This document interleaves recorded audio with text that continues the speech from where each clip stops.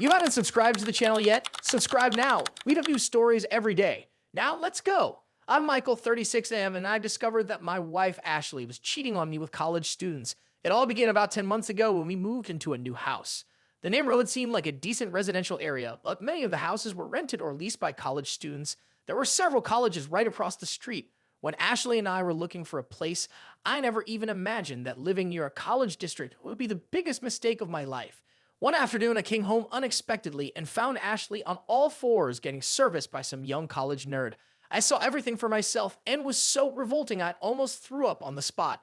I charged at him and punched him in the face. He pushed me back, grabbed his clothes, and bolted out of the house. I tried going after him, but Ashley blocked me. She pleaded with me to calm down. How can anyone calm down after seeing his wife with another man? Ashley and I have been married for 8 years. We have no kids by choice. We decided early on to remain a childless couple.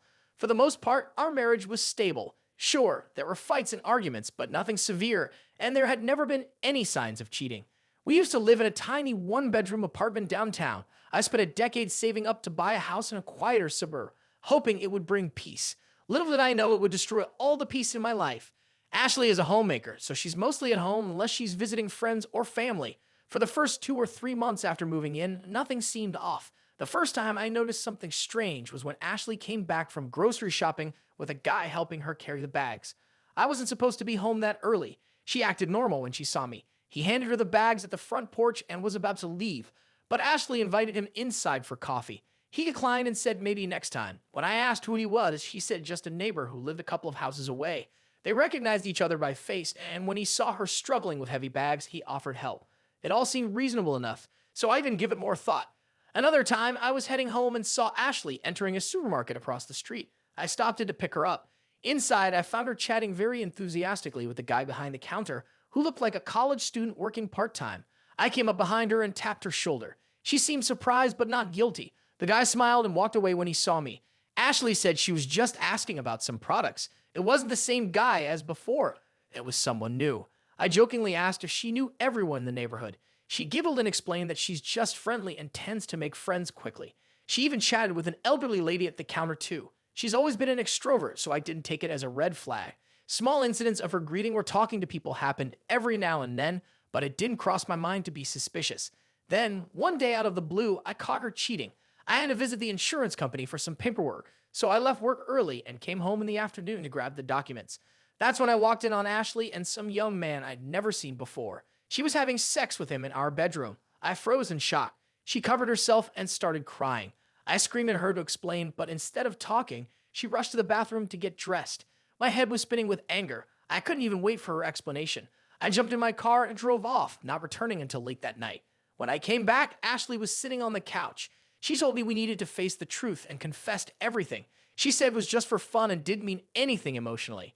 Having been with one man for so many years, she claimed she couldn't resist the thrill when young men started giving her attention. It began with the boy who helped her with the groceries. One day, he helped her dump the lawn waste, and when she invited him for coffee, he apparently took it as a sexual invitation. She said she was initially hesitant, but his advances excited her. She went on to admit she'd been with multiple guys, around 6 or 7 in total. After the first fling, she couldn't stop looking for new guys or accepting their advances. Some of them even recommended her to their friends, leading to group situations with 3 or 4 guys at once. I felt nauseous hearing all this. Ashley still had the nerve to insist that it wasn't real cheating, since it did involve emotions. She even said she'd be okay if I slept around with much younger girls as long as I didn't catch feelings. I was appalled. She made it sound like I was overreacting. When I threatened divorce, she acted like I was ridiculous. She asked how I could possibly consider leaving her over something she saw as harmless. I shoved her away when she tried to touch me. I wasn't taking any chances with STDs, not after all the random encounters she'd had. She claimed it was safe, since it was supposedly the first time for some of those guys. I couldn't listen to another word. I packed my phone, laptop, and essentials in a bag and left the house. I ended up staying in a hotel for 2 days. I got tested first thing the next morning. I had been sleeping with someone who was basically a public free-for-all. A few days later, I consulted a lawyer and filed for divorce. I went back home after a week. Ashley had been calling and texting constantly, promising to fix things. When I told her I had officially filed for divorce, she scoffed and said I was being stupid. In her mind, no emotions equals no cheating. I asked her to leave the house, but she refused and threatened to fight for the property if I pursued the divorce. I was prepared for that. I had already discussed with my lawyer the possibility of selling the house because it was under my name solely. Ashley's name wasn't on any paperwork. While stalling the divorce, I worked with the loan manager to sell the house, even though there was still a mortgage. Surprisingly, there were multiple interested buyers. One buyer was a college professor with a large family who needed a good home near the campus. I sold the house to him, got enough to pay off the mortgage, and even made a little profit.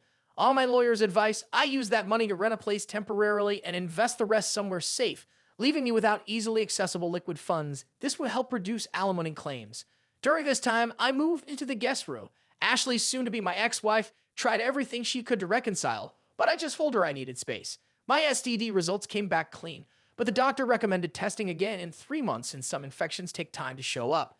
The day everything with the house sale was finalized, I handed Ashley the divorce papers. She acted utterly shocked, claiming she didn't see it coming. She thought I would eventually get over it and move on. I told her I have moved on alone. We also had to vacate the house because the new owner was moving in the next day.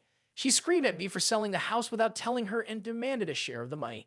Since she hadn't contributed a cent to the house, my lawyer assured me I owed her nothing. She threatened to sue me for alimony, but she had no grounds to demand much, given my finances had just been tied up in the property sale and other investments. I offered to cover 3 months of temporary living costs and let her keep the car. I told her if she wanted to fight in court, she could go ahead, but she'd likely end up with even less.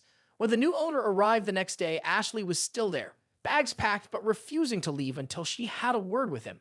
She trash-talked me, claiming I sold the place behind her back. He simply told her that he reviewed the documents and didn't see her name anywhere, so her consent wasn't required. She finally left in tears. Now she's dragging her feet on signing the divorce papers, but my lawyer is following up.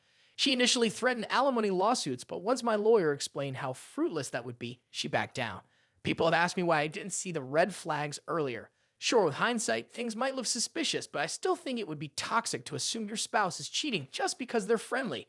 Trust is crucial in a marriage. Without it, what's the point? Since my first post about this, I've connected with many men in similar situations. I truly can't understand the thrill aspect that cheaters talk about. If you're bored in a relationship, just leave rather than shattering your partner's life. Not everyone can move on easily. Some of us invest everything we have emotionally and are left deeply scarred. To anyone else going through something similar, feel free to reach out. I'm here if you need to vent. I'll update again if anything else develops.